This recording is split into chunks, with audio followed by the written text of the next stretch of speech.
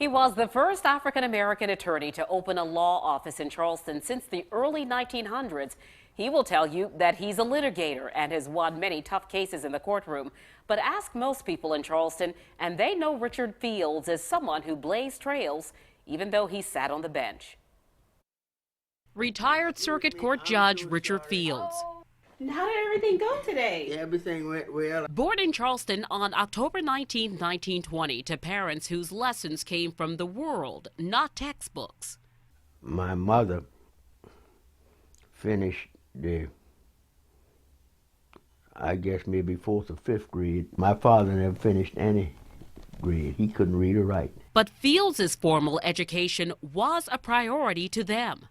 I had good parents, and I couldn't be a bad boy because my daddy would whip me. After studying at Avery Normal Institute. Here you go, Judge. That's the last alumni meeting before they closed Avery.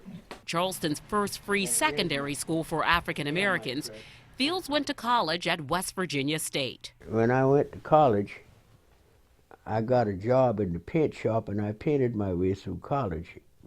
When I finished college, I had $1,250 in the Bank of Dunbar. He set his sights. I knew I was going to law school when I finished high school. On studying law at Howard University in 1949. I think I had made up my mind, because I had made up my mind that I wasn't going to work for anybody. In 12 years, I built my own building on Spring Street.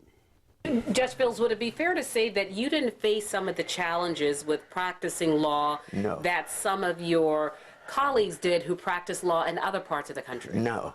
I wouldn't say I was welcome, but I did not experience any hostility. In 1969, he became a municipal judge, a position he held until becoming a family court judge in 1975.